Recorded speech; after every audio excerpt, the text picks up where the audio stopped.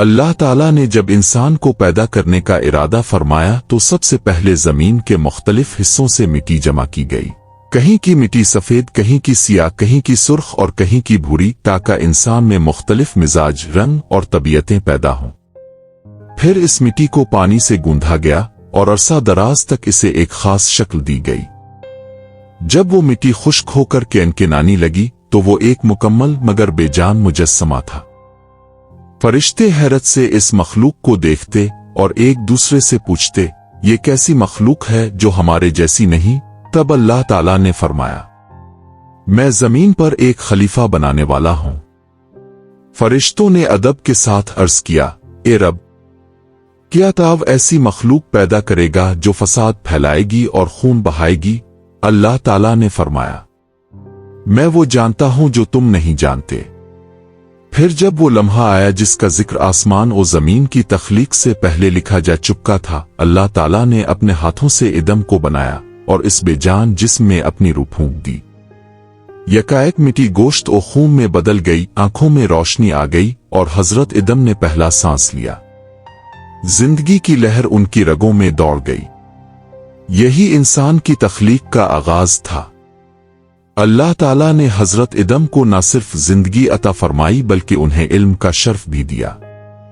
ایک ہی لمحے میں وہ سب نام، سب چیزوں کی پہچان اور حقیقت جاننے لگے جو اس دنیا میں موجود تھیں یا آئندہ ہوں گی۔ اللہ تعالیٰ نے تمام فرشتوں کو حضرت ادم کے سامنے جمع کیا اور فرمایا، مجھے ان چیزوں کے نام بتاؤ اگر تم سچے ہو۔ فرشتوں نے عاجزی سے عرض کیا، پاک ہے تو ہمیں تو صرف اتنا ہی علم ہے جتنا تو نے ہمیں سکھایا، بے شک تاب ہی علم والا، حکمت والا ہے۔ تب اللہ نے حضرت ادم کو حکم دیا کہ وہ فرشتوں کے سامنے ان چیزوں کے نام بیان کرے۔ حضرت ادم نے ایک ایک کر کے سب کے نام بتا دیے اور یوں فرشتے جان گئے کہ یہ مخلوق صرف جسمانی طور پر نہیں بلکہ علم و شعور میں بھی منفرد ہے۔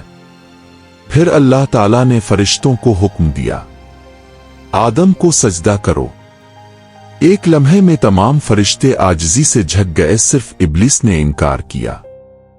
اس کے چہرے پر غرور کی سخت لکیریں تھیں۔ اس نے کہا، میں اس سے بہتر ہوں، تاو نے مجھے آگ سے پیدا کیا اور اسے مٹی سے۔ یہ ابلیس کا پہلا تکبر اور اس کی بربادی کی شروعات تھی۔ اللہ تعالیٰ نے اس پر لعنت کی اور اسے جنت سے نکال دیا، مگر جانے سے پہلے اس نے قسم کھائی کہ وہ ادم اور ان کی اولاد کو بہکاتا رہے گا اور انہیں اللہ کے راستے سے ہٹانے کی ہر کوشش کرے گا۔ اللہ تعالیٰ نے حضرت ادم کو جنت میں ایک پرامن حسین اور بے مثال زندگی عطا کی۔ وہاں نہ بھوک تھی، نہ پیاس، نہ گرمی کا خوف اور نہ سردی کی تکلیف۔ ہر طرف سرسبز باغات، خوشبو سے مہکتے پھول، رنگ برنگے پرندے اور بے شمار نعمتیں تھیں۔ نہ دن کی تھکن تھی، نہ رات کا اندھیرا، بس ایک دائمی سکون اور اطمینان کا ماحول تھا۔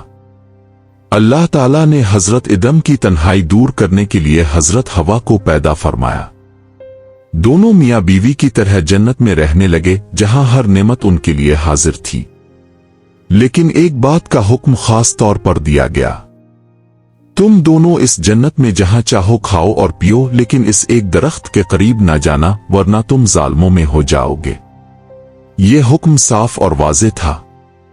شروع میں حضرت ادم اور حضرت حوا نے اس درخت کے قریب جانا بھی گوارا نہ کیا، مگر ابلیس جو اپنی پہلی نافرمانی کے بعد جنت سے نکالا جا چکا تھا، دل میں حسد اور انتقام کی آگ لیے چھپ کر موقع ڈھونڈ رہا تھا۔ وہ جانتا تھا کہ انسان بھول سکتا ہے اور اسی بھول کا فائدہ اٹھا کر وہ انہیں آزمائش میں ڈال سکتا ہے۔ ایک دن وہ حضرت ادم اور حضرت حوا کے پاس آیا اور نرم لہجے میں وسوسہ ڈالنے لگا، کیا میں تمہیں ایک ایسا درخت نہ دکھا دوں جو ہمیشہ کی زندگی دیتا ہے؟ اگر تم اس کا پھل کھا لو تو تم کبھی نہیں مرو گے، ہمیشہ جنت میں رہو گے اور فرشتوں کی طرح امر ہو جاؤ گے۔ یہ بات دل میں اثر کر گئی۔ انسان فطرتنا چاہتا ہے کہ وہ ہمیشہ خوشی میں رہے، موت اور جدائی سے بچا رہے۔ آخر کار شیطان کی چال کامیاب ہوئی اور دونوں نے اس درخت کا پھل کھا لیا۔ جیسے ہی انہوں نے پھل کھایا، ان کا نورانی لباس ختم ہو گیا۔ ایک لمحے میں جنت کا سکون گھبراہٹ میں بدل گیا۔ वो अपने जिस्म को ढांपने के लिए जल्दी जल्दी दरख्तों के पत्ते तोड़ने लगे। उनके दिल में शदीद नदामत, खौफ और शर्मिंदगी भर गई। ये इंसान की पहली गलती थी। इस लम्हे हजरत इदम और हजरत हवा का दिल खौफ और पछतावे से भर गया। वो अच्छी तरह समझ गए थे कि उन्होंने अपने रब के हुक्म की नाफरमानी की है। जन्नत का सुकून अब उन्हें कैद जैसा महसूस होने लगा। हर तरफ एक अनजाना बोझ और दिल की धड़कन तेज होती जा रही थी। उनके कदम खुद ब खुद झुकने लगे, आंखों से आंसू बहने लगे। इब्लीस तो अपने वादे के मुताबिक उन्हें बहका कर खुश हो चुका था, लेकिन हजरत इदम और हजरत हवा के दिल में एक ही ख्याल था, हमने अपने रब को नाराज कर दिया है। इसी वक्त अल्लाह ताला ने उनसे मुखातिब होकर फरमाया, क्या मैंने तुम्हें इस दरख्त के करीब जाने से मना नहीं किया था? और क्या मैंने तुम्हें यह नहीं कहा था कि शैतान तुम्हारा खुला दुश्मन है? ये अल्फाज गोया बिजली की तरह दिल में लगे। दोनों खामोश थे, कोई बहाना ना बनाया, कोई दलील ना दी, बस शर्मिंदगी और नदामत के आंसू थे। वो जानते थे कि नजात का वाहिद रास्ता सिर्फ मुआफी मांगना है। फिर अल्लाह ताला ने अपने करम से उनके दिल में वो अजीम अल्फाज डाल दिए जो क़यामत तक इंसान की दुआ का पहला सबक बने। ए हमारे रब, हमने अपनी जानों पर जुल्म किया, और अगर तो हमें मुआफ ना करे और हम पर रहम ना फरमाए तो हम यकीनन नुकसान उठाने वालों में से हो जाएंगे। ये अल्फाज दिल की गहराई से निकले थे। कोई रस्म नहीं, कोई ज़बानी कलामी दुआ नहीं, बल्कि एक टूटे हुए दिल की फरियाद जो सीधी अर्श तक जा पहुंची। और अल्लाह ताला जो सबसे ज्यादा रहीम है ने फौरन उनकी तौबा कबूल फरमा ली। ये इंसान और रब के दरमियान पहली दुआ थी और पहली कबूलियत का लम्हा भी।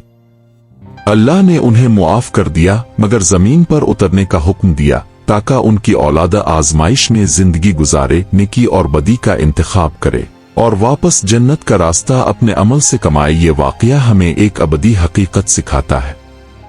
इंसान गलती कर सकता है, ये इसकी फितरत में है, लेकिन अल्लाह की रहमत हमेशा इसके करीब है। शैतान का काम हमें गुमराह करना है और वो ये काम चालाकी से करता है, लेकिन जीत हमेशा इसी की होती है जो गलती के बाद फौरन पलट आए। हजरत इदम और हजरत हवा ने जब नाफरमानी की तो अल्लाह ने उन्हें फौरन सजा देने के बजाय उनके दिल में तौबा का जज्बा डाला। ये अल्लाह की रहमत की सबसे बड़ी दलील है। वो खुद अपने बंदों को मुआफी के अल्फाज सिखाता है। ये कहानी हमें बताती है कि नजात बहानों में नहीं, सच्ची मुआफी में है। टूटा हुआ दिल और शर्मिंदा आंख ही दुआ की असल ताकत है। रब की तरफ एक कदम बढ़ाओ, वो अपनी रहमत के साथ तुम्हारी तरफ दौड़ कर आता है। और सबसे बढ़कर पहली दुआ का सबक यह है कि अल्लाह से बात करने के लिए बड़े बड़े अल्फाज, लंबी लंबी दुआएं जरूरी नहीं, सिर्फ दिल का टूटा होना और जुबान का सच बोलना काफी है।